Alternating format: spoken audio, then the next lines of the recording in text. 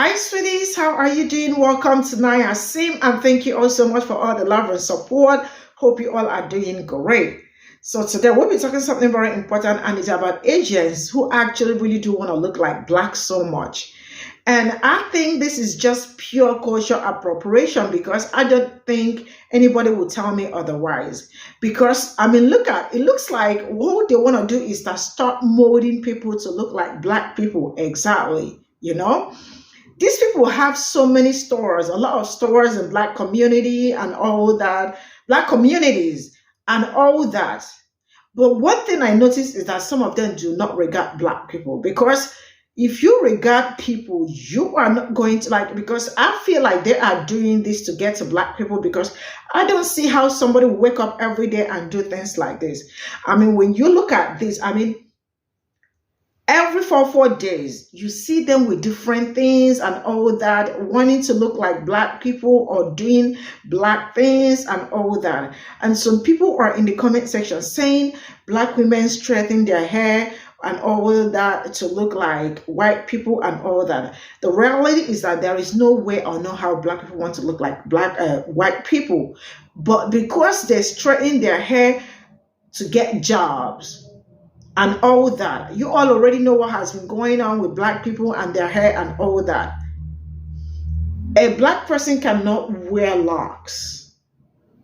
Black person cannot wear his natural hair because they deem that ghetto. But the same ghetto thing that they call black people is still what they go around doing. Let's get into this video. Gotta keep it calming in my reach. Picking calling Mario my TV. I am beyond honored that there is an entire trend of Asian people who are making their hair like mine, making it puffy and tightly curled. I don't know if y'all consider it cultural appropriation. I don't know. Let me know if you think you consider this cultural appropriation. But I know for me, for the decade that I wore weaves, I was exclusively buying Asian hair, specifically Indian hair. But I was buying Asian hair because I wanted Asian hair on my head to achieve a certain look. So I feel like it is only fair, and it truly is a compliment to me that there are now Asian people. Go check out what I stitched. It looks like a really tedious process to get such thick, straight hair to hold a curl like this. And just thank you. I love it. Let me know what y'all think.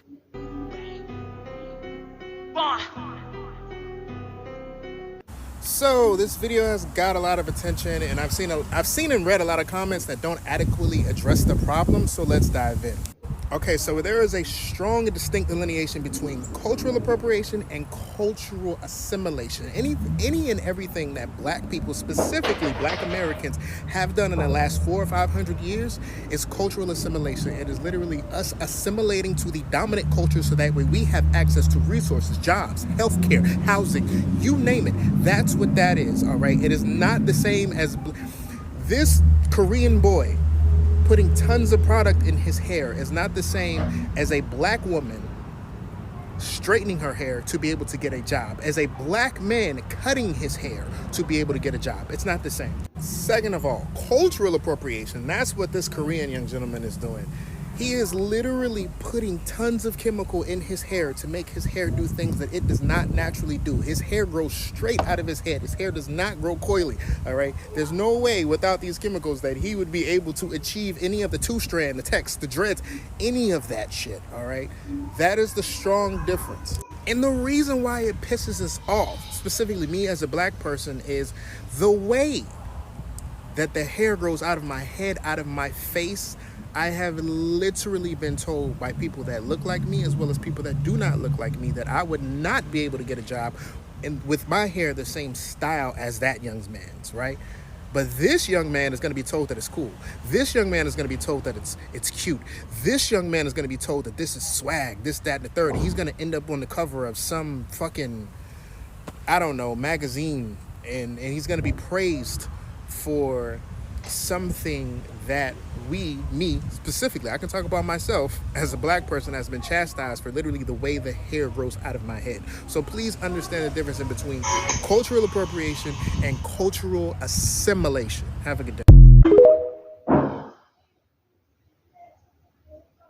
This whole slow as fuck. Now miss calls, 3 of them for mom, the other 6 they duck. Not even gonna lie to you. Not even finna lie to you. If my Asian friends, I have Vietnamese friends, Korean friends, Filipino friends, Chinese friends, Burmese friends, I have all that. If they were to try this hairstyle, I know a lot of them that would freak this shit. I mean, absolutely, with their style, having locks or dreads, chef's kiss. They will fuck it up. My only beef with this is that with our hairstyles being essentially deemed unprofessional, we get funny looks for them. I mean, you walk through Walmart with dreads, you automatically listed as a criminal. They watch your ass from the door to whatever aisle you go to back out the door. My only beef with other cultures using our hairstyles is that they will get credit for these hairstyles and the world will essentially approve of these hairstyles on other people the same way when other things are appropriated, such as our dances, our clothes, jewelry, face tattoos, all that stuff, that when black people do it, it's not okay. But when other ethnicities and other cultures do it, it's, trendy, poppy, fashionable, all that stuff. That's my only beef with this, is I can see this turning into something that is allowed and deemed inclusive when other people do it, but black people have been trying to do it forever and we get shit on for it all the time. I don't like that. I don't fuck with that. Peach, gotta keep it calming in my reach. Picking calling Maria my TV. And what you see here is our fault, because everybody's not your friend. Please stop smiling and brushing it off when these people touch your hair. This is the end result. Also remember, they can go to a bank and get a loan and put a business in our community. We can't go to that same bank and get a loan and put a business in our own community. And then what they end up doing is opening that business, monetizing off of us, and then treating us like crap while they do it. If you could, please send me as many videos as you can of Asian people walking into black-owned businesses and paying us for our goods and our services. We pay for everything that they do, believe me, and they never pay for our stuff. We support their nail salons. We support their hair stores. We support their sneaker stores. We support their liquor stores. If you are of the Asian culture and you see this and you're triggered, you should be, because they force us to live in the same communities. And this shit right here is supposed to go both ways. And unfortunately, it doesn't.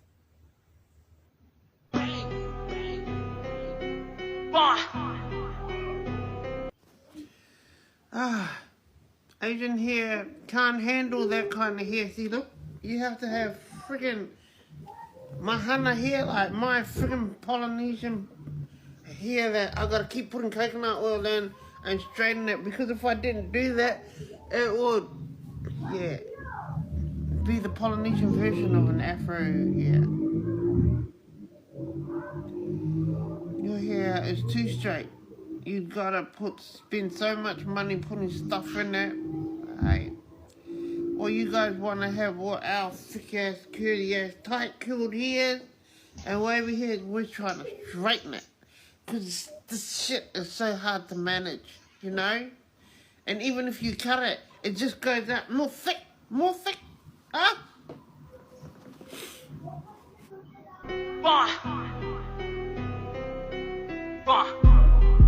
The craftsmanship of that whole video, I'm sorry, that whole thing went so hard, and like the amount of time and effort, chef's kiss. I don't care how y'all feel.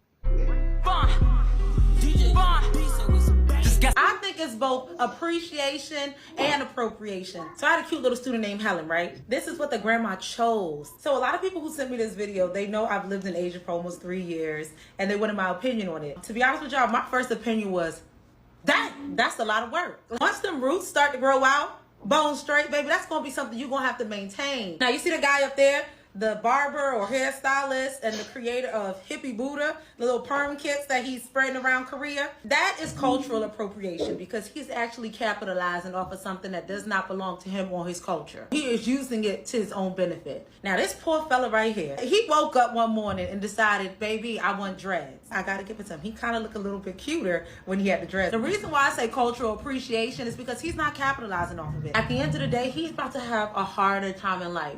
Like, even though he loves it, there might be some people when he's walking on the street and they're like, oh, I love your hairstyle. His parents, I'm pretty sure his parents are like, why'd you do that? He might even lose out on an inheritance because he decided to do his hair like that. It is that serious. I'm about to give y'all a good example. So this is my cute little half wig I used to wear when I was living in China, right? And of course I had to deal with people taking my pictures and wanting to touch my hair, but that's beside the point today. So I had a cute little student named Helen, right? This little girl was obsessed with my hair. She was 6 years old. She would be touching my hair in class. She would put my hair on her head. And I was the first black teacher she had ever had, probably the first foreign teacher that she ever had. Her seeing my hair was probably like, wow. One day, Helen's mom decided that she wanted to do Helen's hair just like mine. And I thought it was the cutest thing. Her mom obviously put a perm in Helen's hair because Helen's hair was bone straight and it had little cute curls in it. I was like, oh, I was actually excited to go to school the next day and take pictures with Helen like twinsies. When I got back to school the next day, this is what Helen's hair looked like. This is the same little girl.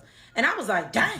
I had never seen an Asian person with a perm. So I didn't know like how long it took before you sweat it out. Like as a black girl, I know you can sweat a perm out easily, but I'm like that. So I asked the little girl, I'm like, Helen, what happened to your hair? And she's like, my grandma didn't like it. And I'm like, why didn't your grandma like it? You know how you just have conversations with kids? She's a 6-year-old. You're just having a little conversation. You're not expecting for them to tell you all their family's business. But when she started, I was like, tell me more. Poor little Helen goes on to tell me that her mom liked it. She liked the hairstyle. But her grandma, who pays her private school tuition, was like, no, you can't have that hair. And I have been teaching them at that point for about 4 or 5 months. So her English was still pretty limited. So she could tell me bits and pieces. Like she was able to tell me, my grandma don't like you. She was able to say that. But when I was like, why? Then I had to get the Chinese co-teacher to translate. So basically, Helen was like, my grandma don't like brown people. And she doesn't like your hair. And she said that and this is from the Chinese teacher translated. And I felt so bad because the Chinese teacher didn't even want to translate. She was like, don't worry about it. Your hair is beautiful. Don't worry about it. I'm like, girl, tell me. The grandma basically doesn't like brown people and was just basically like, if you keep her hair like that, I'm not paying her tuition next month. So the mother had to straighten the little girl's hair. And I was like, oh, it did annoy me at first. But then I also was like, wow, you know what I'm about to do? We about to have a whole school lesson. So let me tell y'all what I did. I did a whole lesson on hair types. So we talked about different hair types and how we should learn to love and appreciate different hair types. I know the grandma was like, I sent home different worksheets about hair. And I sent home this project where the kids had to create different hair types, right? And then they had to talk about it in class. So I guess the grandma was like, I know my granddaughter didn't told you what I said here in my household, but what you're not going to do is try to teach her to love people of different races and ethnicity. That's what we're not going to do. This is what the grandma chose. She chose a little black boy, and then that's how she did it. And I know this because I asked Helen, who helped you? She said, well, my grandma did it. And I was like, oh, okay. Anywho, and I say all of that to say, this boy don't know what he signed himself up for. His family is probably going to be so upset, especially if they are like older people. They are not going to appreciate anything about what he's about to bring home to them with that hair looking like that. There's nothing that he's going to gain from this. Let me reiterate. That part right there, that's appropriation. Cultural appropriation. This ain't knowing this is Pe0ple. Gotta keep it carbon in my breeds. Pick and call him Mario.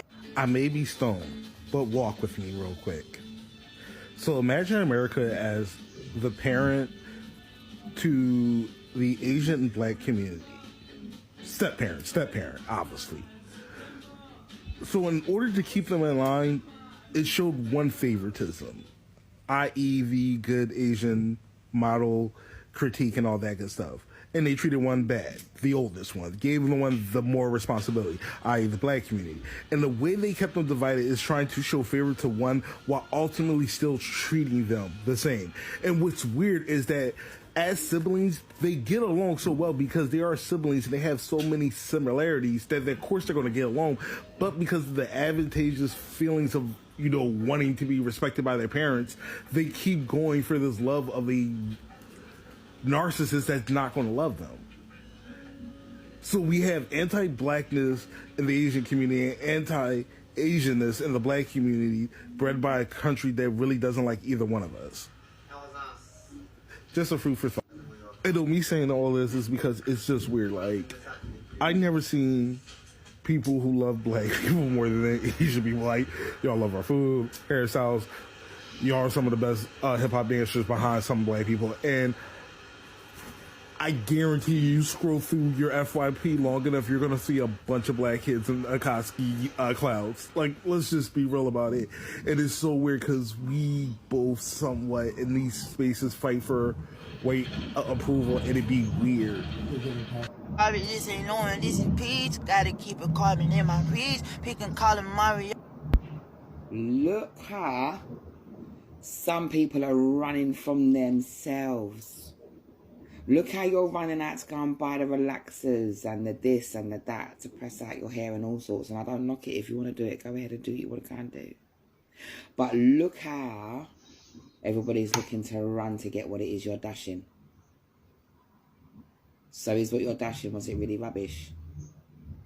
I suggest you recalibrate your mind and your thinking and understand what is on your head belongs on your head. Okay? Now, don't feel insulted when you see videos like this. I don't. It just reestablishes how magnificent the diaspora is. It's a shame that all of us in the diaspora don't see it that way though, isn't it? And I was hoping that we could. So if you watch this video, don't rush to the comment section to be insulted. Take that for what it is. And as much as imitation might be the lowest form of worship, it is what it is. So if they're rushing out to go and get their hair 9-ethed up, and you've already got 9-ether growing out of your skull, maybe you should appreciate it. I'm just saying, don't be upset in that. It's the facts. Love the image you're made in. When you dash it, somebody's looking to pick it up. Now look, you dash it away, and they're rushing to pick it up. Well, have a good. I was an island girl for like 10 days, and now it's time to take out the braids. Okay, I'm just sliding the elastics out. It's pretty easy to do. A lot of people were upset about the braids, but I absolutely love the braids so much. These braids made my hair so easy to manage. My hair was just out of my face at all times. It was so easy. It was the best thing ever. Also, okay, maybe you don't think the braids look good on me, that's fine. But they look amazing. Like, this is the coolest thing in the whole wide world. Like, I love it. So everyone said they're excited for, like, my hair to fall out and then I was gonna get alopecia. My hair's pretty curly. I feel like it could take a lot of, like, I feel like I'm gonna be okay, right? I didn't. Girl, why are you taking down your hair? When I tell you that looks so beautiful on you, oh my goodness, it looks so pretty. I don't know why you're taking it down. So let me just say this. Cultures are shared. Cultures are shared. And I'm pretty sure when she got from the Caribbeans, when she got there, I'm pretty sure they was happy to braid her hair because they were sharing their culture with her. They were sharing their culture with her. So for her to come back and say, oh, let me take this down because people are saying my hair is going to fall out. People are saying I'm going to get alopecia. Shame on you. Cultures are meant to be shared. Cultures are meant to be shared. I don't understand why we keep howling culture appropriation. We appropriate each other's culture every day. My husband just went and ate taco casa. I guess he appropriated Mexicans. But anyway, y'all, can we stop? Because her hair is beautiful, and to make her feel like she is doing something wrong, and the fact that she just came here to take down her hair and it looked so beautiful on her, and she was just saying how it was so helpful to her, that it was very manageable, she didn't have to worry about her hair being in her face, and she could just get up and go. It made her life easier. Y'all, come on. It's heck hair, not race. Hair care, not race. Y'all remember, buttons help with frizziness, dryness, hair breakage, hair tangling, and so much more. And remember, cultures are shared, not appropriated. Cultural appreciation, not cultural appropriation. I love you guys. Bye.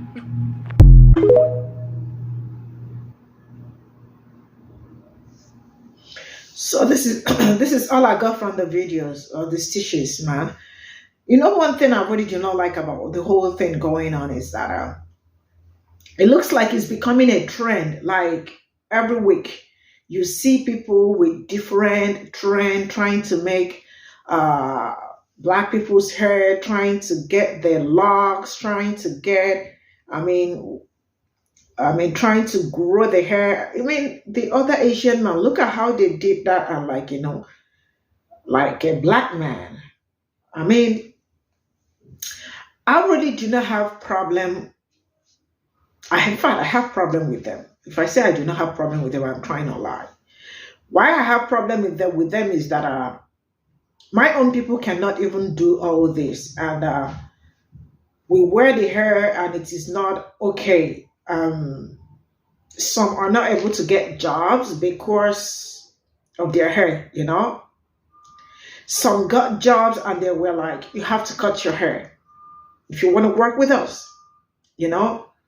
Some, they told them like, we couldn't hire you because of your hair. I mean, so some of them are not even hiding it. I remember that there is a young boy who, I think high school, that because of his hair, he was sent to military school because he has locks. And his locks was not flying out. It was cornrowed. And there were other people in the same school with the same locks, but they are still in the same school. But he was sent to detention, or what they call that. It really has not been easy for black people doing their thing, wearing their natural hair, the hair that will grow off their scalp. It is like they call it ghetto. They don't see it as something nice. And right from the onset, they've been grooming all this. They've been nurturing their culture and everything to this very moment, you know? And some people think it is okay to come out every 4 days and show us how they are creating afro. Some people are going to hair, but you straighten your hair to wait forever. Like the first brother said, that young brother ate it all. And I appreciate him for being very, very sincere with his talk. You know? My people, it was not okay to come with their hair like that to work. They have to straighten their hair all the time just to look like what they want them to look. And some people think it is okay to come and gaslight black people, because I saw a lot of them in the comment section say, but you straighten your hair, but you wear human hair and all that. Because we are looking for validation. And I think enough is enough, you know? You don't have enough of looking for validation. Wear your hair the way it is. Because the same people that tell you that they do not like black hair are the same people going around doing black things. The one black reading, or how do they say, the one they are our blues, but they do not want our rhythm, you know?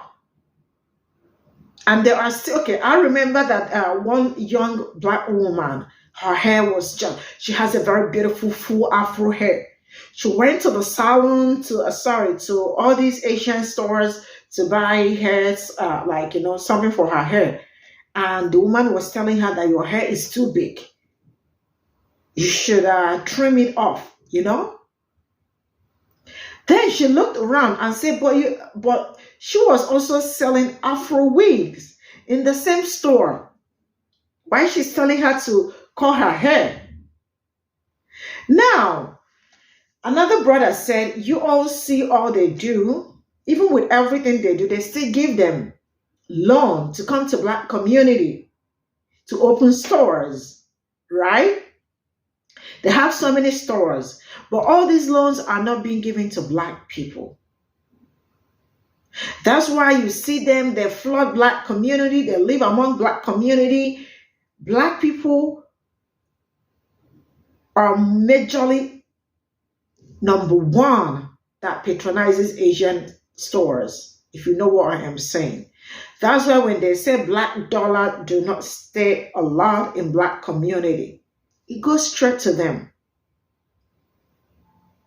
Because Pe0ple people already set them up like, do not stay in our community. Just go to black community and open all stores and all that. Take their money. That's why I keep saying, I mean, we can continue to patronize them. We can keep enriching them. And they turn around, you know, and still do you dirty. It is time we do our thing, patronize ourselves. Enough of all this, really. Waking up all the time to seeing this is just really sad. Because I know what my own people are going through with their own natural hair. And they will tell you crown art. But then the crown art does not even do anything. Because if the crown art was like, you know, it's still like, so I don't know why it isn't kind of low-key. Because why do they keep sucking people from jobs or from interviews, telling them, sorry, you are fit for this, but because of your hair, we cannot, like, they don't hide it. So what is the crown art for? Is it for fancy? See you all in my next video. Bye for now.